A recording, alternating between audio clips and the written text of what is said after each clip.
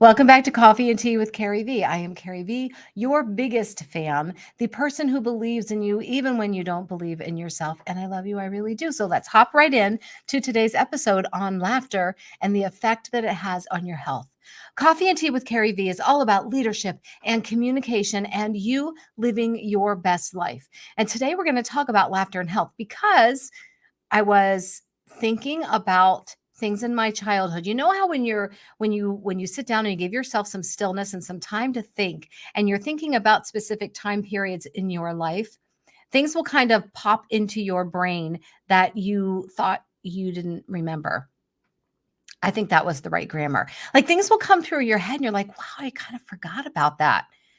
But then when you think about it, you realize it was really quite an impactful thing on your life. So that's what we're going to talk about today. When I was a child, I struggled with my weight and I struggled with my weight a lot. We're not talking little Carrie was a few pounds overweight. She was obese and it was something that everybody was concerned about. My doctors were concerned about, my parents, my grandmother, everybody was concerned that I was very, very heavy as a child. And it has been something that I have dealt with my whole life, going from periods of obesity to periods of eating disorders to periods of obesity to periods of getting my health in order, which is where I am now, and really, really doubling down and focusing on being healthy rather than manipulating my body to look like a standard that somebody else set. So it's all now focused on getting healthy. But when I was a child, I was very heavy.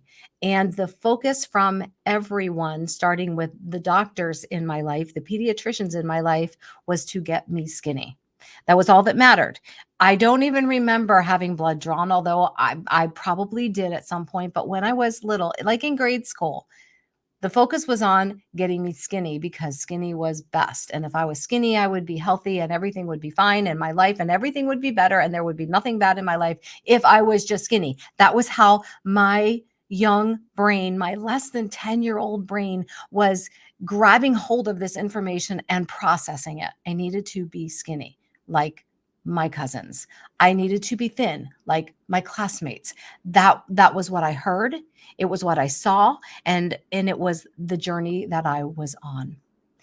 And it was a frustrating journey because I can remember sitting on that white table in my pediatrician's office and and I just remember this one clearly. I was sitting next to my brother who was 2 years older than me and I was probably 7 and he was 9, maybe a little younger than that. And the doctor came in and he was berating both of us for being too heavy. And and I just remember sitting there thinking, he's telling me that I have to be skinny, but he's not telling me how. He's just telling me to make it happen. And then he turned to my mother and he said, make sure you take food away from them. Now, I'm not a doctor, I'm not a psychologist, I'm not a counselor, but I am an adult now with a whole lot of years of experience under my belt. And I'm pretty sure that when you remove something from somebody's life that they actually need to exist, they're actually going to go searching for it from somewhere else because, daggone it, we were children and we couldn't understand why we had to take special cake to a child's birthday party that we were attending. I digress. So I was thinking about this time period in my life over the weekend. And one of the phrases that came to me was said by a very dear family member, someone that I loved very, very much, someone I pretty much worshiped the ground they walked on, a very, very important person in my life. And this person said to me one day, I was laughing. We were sitting on her living room floor and I was laughing about something. My brother and I were laughing together about something. I don't know if we were playing with the dog or if we were playing a game. I don't remember those details, but I do remember that we were literally doubled over laughing, like rolling on the floor laughter. Have you ever laughed like that when you're laughing so hard you can't catch your breath? That's the way I was laughing that day. And this person stopped me from laughing and looked me straight in the face and said, laugh and grow fat.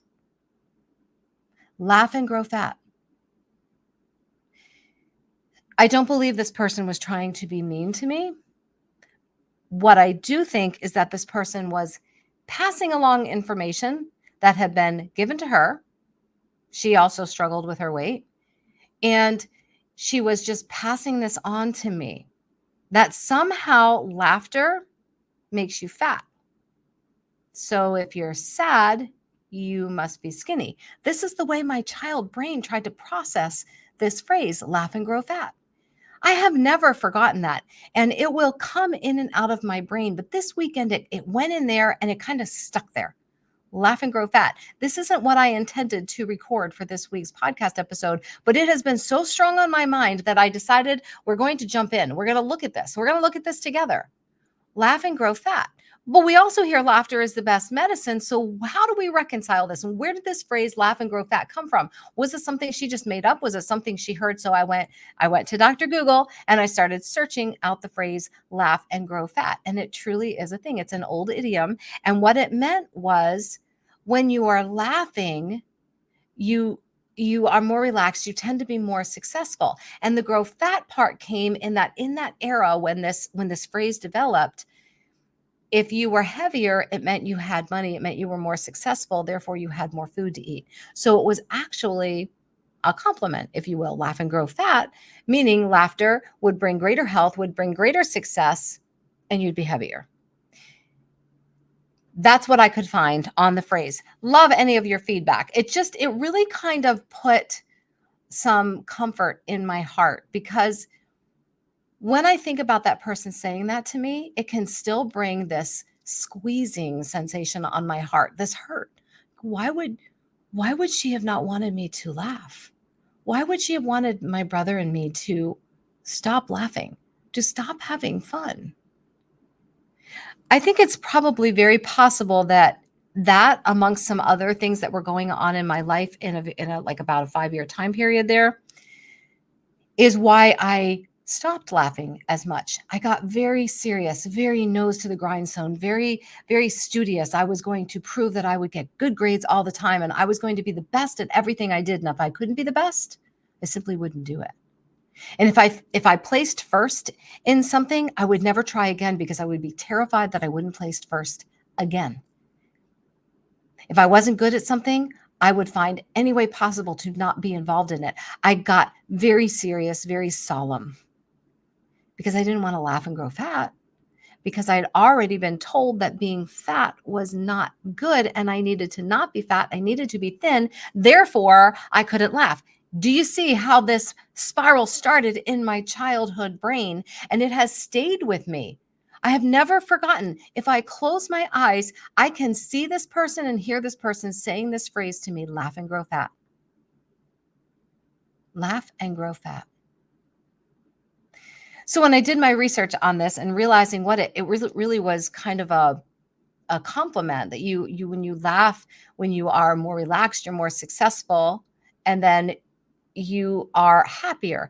And some of it went on to say, and when you're happier, people buy into your ideas more. You're a better leader because people want to be with happy people. They're literally drawn to happy people. When I started working with a business coach a few years ago, the one piece of advice that stuck out that she gave me right from the beginning was, you gotta start laughing some more.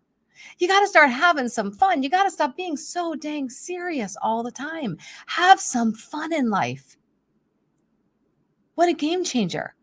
When I started incorporating laughter into my life every single day, my business grew. I was healthier. I found myself looking forward to things more. What a concept. Laughter. So I thought, well, let's talk about laughter and health. So I again went back searching at the Cleveland Clinic, one of my favorite places to search for anything health related, any of these things.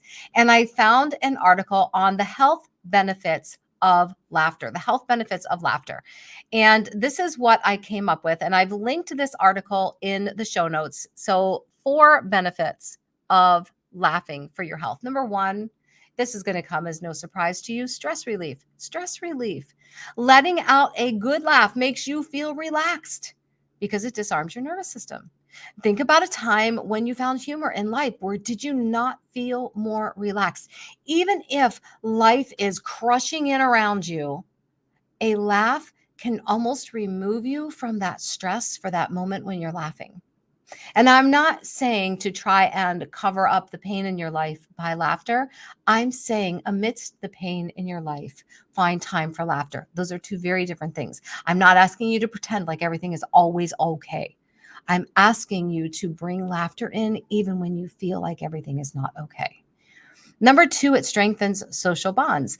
We look for people, I mentioned this previously, we look for people that we feel comfortable laughing with. We look for people who are socially happy. Those are the people that we are drawn to. When someone smiles at us, we are drawn to them. Do you ever stand in front of them in the middle of a crowd and just start smiling to see how many people will come to you? Do you notice how much differently you are treated when you smile at people rather than if you frown?